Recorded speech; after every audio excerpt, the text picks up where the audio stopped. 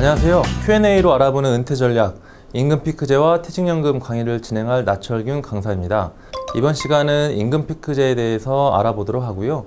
상황에 맞는 퇴직연금 제도를 활용할 수 있다. 이 두 가지 학습 목표 가지고 이번 강의 시작해 보도록 하겠습니다. 임금 피크제에 대해서 본격적으로 알아보기 전에 우리나라 베이비 부머 세대에 대한 분포를 먼저 좀 살펴볼 필요가 있을 것 같습니다. 이 베이비 부머 세대는 1차 전쟁 전후에 태어난 그 세대를 1차 베이비 부머 세대라고 하고, 1968년부터 74년까지에 태어난 분들에 대해서는 2차 베이비 부머 세대라고 합니다. 이 베이비 부머 세대가 왜 중요하냐면은 우리나라 전체 인구 4명 중에 1명이 이 베이비 부머 세대에 속하기 때문입니다. 1차 베이비 부머 세대는 이미 이제 은퇴를 시작을 했고요.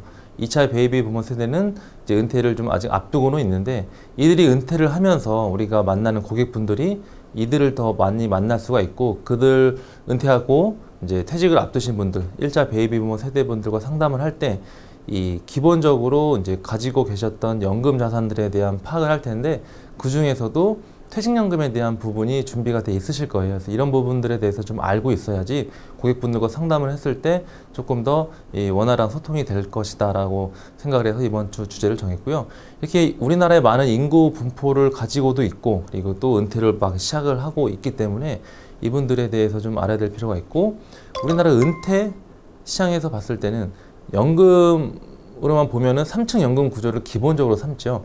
1층이 국민연금의 이제 기본 생활권이 보장이 되고, 2층이 퇴직연금에 대해서 조금 더 여유로운 생활, 3층이 개인연금을 준비하는 건데, 저희가 취급하는 영역은 3층 보장, 개인연금 제도이긴 하지만 이 퇴직연금에 대한, 퇴직금에 대한 준비를 파악을 하고 이 퇴직 자금을 어떻게 조금 더 활용할 수 있는지, 그것이 결국 우리가 일을 하는 데 있어서, 세일즈를 하는 데 있어서 조금 더 그 플러스 요인으로 작용할 수 있는 요소로 판단이 돼서 이 퇴직연금에 대한 부분이 중요하게 좀 생각을 해 주시고, 그거에 따른 이제 제도가 이제 임금 피크 제도입니다. 그래서 임금 피크 제도에 대해서 조금 더 정의를 먼저 알아보고 진행하도록 하겠습니다. 임금 피크제 같은 경우는 이제 사업주가 일하고 있는 근로자에게 그 정년에 보장을 좀 해주는 개념이다라고 보시면 되세요. 예를 들어서 55세에 그 정년이다. 그런데 너무 일찍 퇴직을 하니 60세까지 늘려줄 테니까 60세 동안에는 임금을 좀 낮게 주겠다. 대신 근로자 입장에서는 일을 더 오래 할 수 있는 장점이 생기지 않느냐.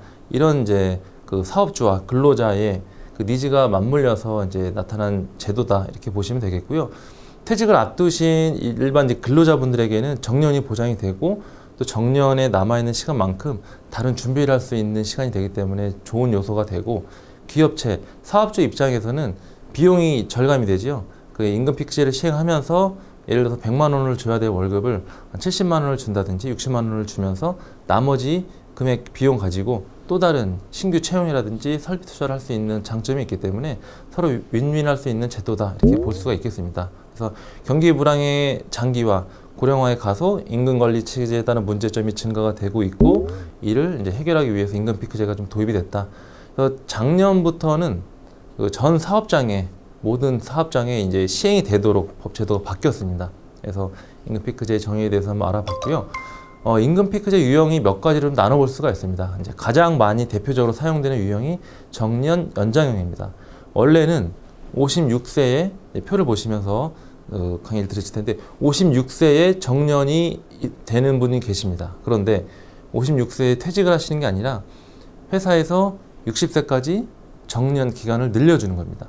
대신에 56세까지 받았던 월급을 차츰 줄여서 원래 받았던 그 내 월급보다는 더 적게 받고, 근무하는 기간은 길게 늘려서 연장 근무를 하는 개념인 거죠. 그래서 일반적으로 가장 많은 임금 피크제를 도입하는 회사에서 쓰는 형태다. 정년 연장형이라고 볼 수 있겠고요. 두 번째, 근로자 입장에서는 퇴직에 따른 불안감이 해소가 되고, 그다음에 점진적으로 시간이 이제 주어지기 때문에 퇴직 준비, 은퇴 이후에 내가 어떤 것을 할지에 대한 준비 시간도 충분히 확보가 되는 장점이 있습니다.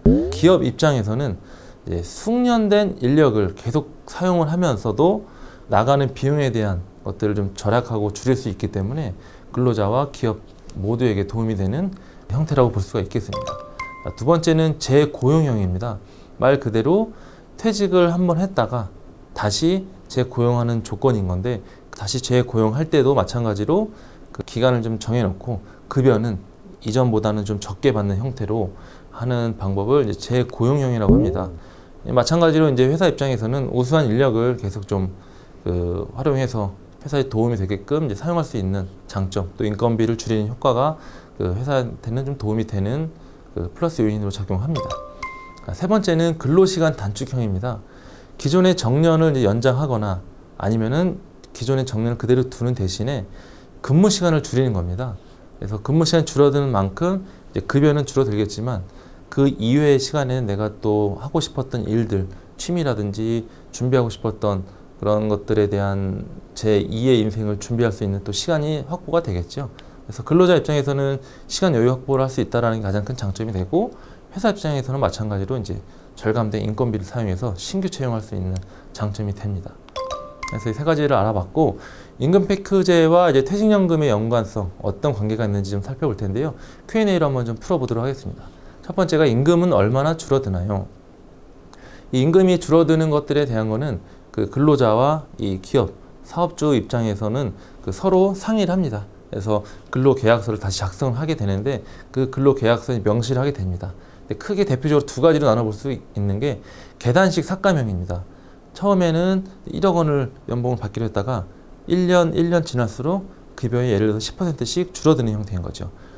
정년을 맞이하고 임금 피크제가 시행된 지 1000년도에는 1억 원에서 10% 깎인 9천만 원, 그 이듬해에는 8천만 원, 7천만 원, 이런 식으로 점점 이제 계단식으로 급여가 줄어드는 형태를 계단식 삭감형이라고 말하고요.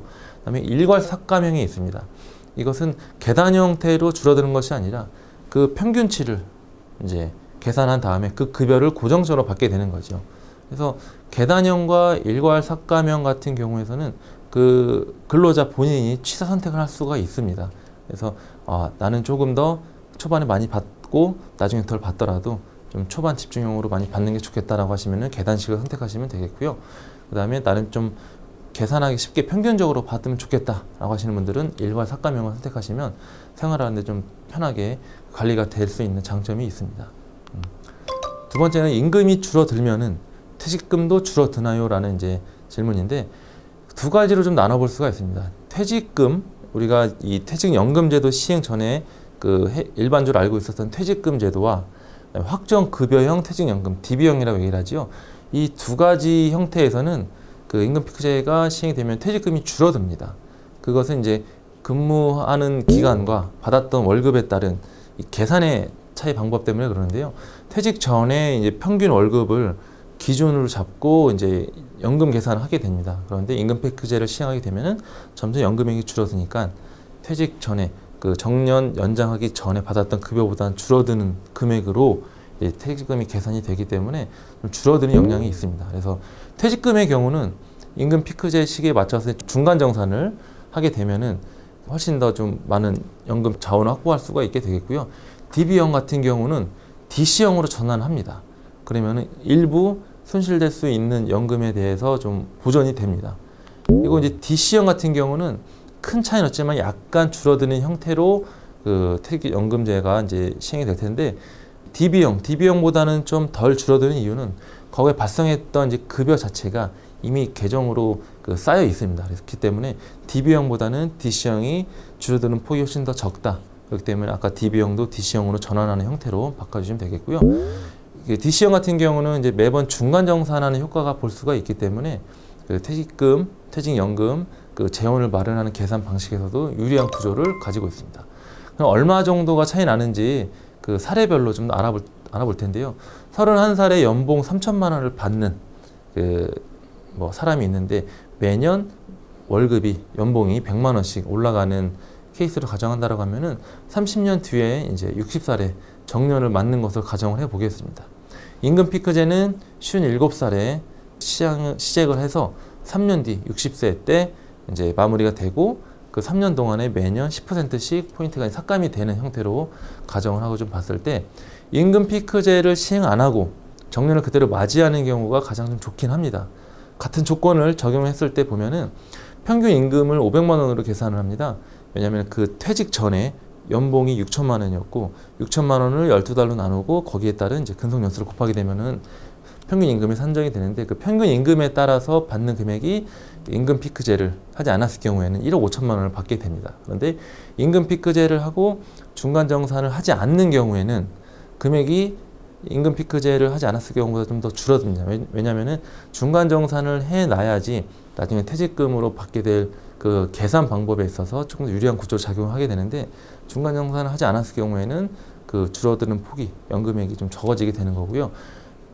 역으로 임금 피크제도 시행을 하지만 중간에 이제 중간정산을 받는 경우 같은 경우는 조금 더 유리한 입장이 됩니다. 그래서 임금 피크제가 시행이 되고 57살, 58살, 59살 이렇게 60살 퇴직이 다가오면서 그 기간별로 그 받는 연봉액이 달라지기 때문에 좀 산식이 복잡하지만 결국 계산을 해보게 되면은 임금 피크제를 하지 않았던 1억 5천만 원 대비해서는 약 1,000만 원 정도가 줄어드는 효과가 나타나는데 중간정산을 하지 않는 가운데 경우 같은 경우는 크게 봤을 때 5천만 원 정도의 차이가 연금액이 그 발생이 되기 때문에 퇴직연금제도 하에 있어서는 중간정산을 통해서 DB형은 DC형으로 좀 바꿔주는 그런 방법들을 통해서 좀 연금 재원을 보존할 수 있는 방법이 되겠습니다. 자, 세 번째, 퇴직연금은 어떻게 운영이 되나요? 앞서 살펴봤지만은 퇴직연금 같은 경우는 크게 두 가지로 나눠볼 수 있습니다.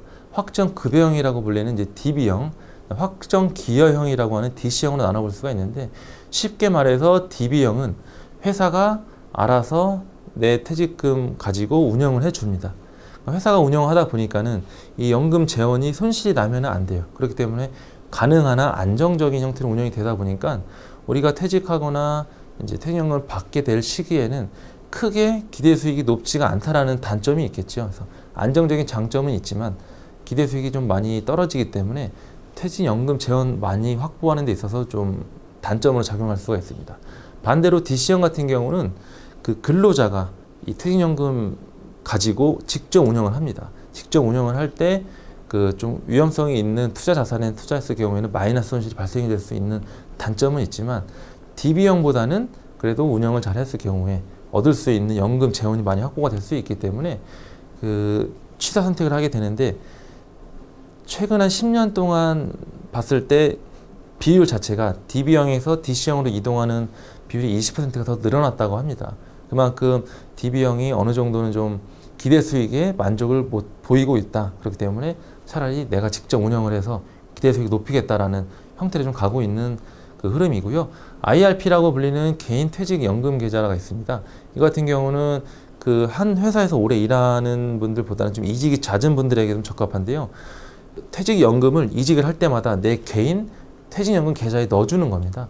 그렇기 때문에 DC형과 어느 형태는 좀 크게 맥을 같이 하고 있습니다만 DC형은 이제 꾸준히 회사를 다녔을 경우에 그 운영되는 형태로 좀 더 적합하고요. IRP형 같은 경우는 이직이 좀 잦은 형태, 일을 하다가 좀 중간에 멈추고 또 다른 회사로 이직해서 일을 하고 이런 형태로 하시는 분 같은 경우는 그 IRP 계좌를 만들어서 그쪽으로 퇴직연금을 운영하시는 것이 더 유리하겠죠. 그래서 DC형과 IRP형 같은 경우는 예적금 같은 원리금 보장 상품도 선택을 할 수 있지만 펀드 같은 투자 상품, 실적 배당형 상품도 같이 투자가 가능합니다. 그렇기 때문에 기대 수익을 높일 수가 있고 여러 상품을 좀 분산해서 투자가 가능한데 여기서 좀 주의하셔야 될 점은 위험 자산에 대한 비중이 70%를 넘어가면 안 된다라는 부분은 좀 참고를 해주시면 됩니다. 정리를 좀 해보면은 임금 피크제는 크게 이제 세 가지 정년 연장형이 있고 그 다음에 이제 기간 뭐 연장형이 있고 근로시간 단축형이 있는데 정년 연장이 이제 보장이 되면서 임금이 줄어드는 것을 이제 임금 피크제라고 얘기하고 근로자 입장에서는 내가 계속 일할 수 있는 시간이 확보가 되고 그 시간 동안에 퇴직 이후에 무엇을 준비할 건지에 대한 그런 여유 시간 확보가 되는 게 장점이 되고요. 근로자 말고 이제 사업주, 기업체 입장에서는 비용을 좀 줄이면서도 숙련된 이 일꾼을 노동자를 계속 사용하면서 회사의 생산성을 높일 수 있는 장점이 되는 부분으로 나눠볼 수가 있습니다. 임금 피크제를 실시해서 임금이 줄어드는 경우에는 임금이 제일 높을 때 그때 중간 정산을 좀 실시를 하고 그 임금 피크제를 이제 적용을 했을 때 급여가 가장 높았을 때 임금 피크제를 적용을 해서 퇴직금 재원이 많이 마련될 수 있도록 그 고객분들께도 안내를 해드리면 굉장히 신뢰관계 형성하는 데 도움이 될 수 있을 거라고 확신합니다. 이상 이번 강의 여기서 마치도록 하겠습니다. 감사합니다.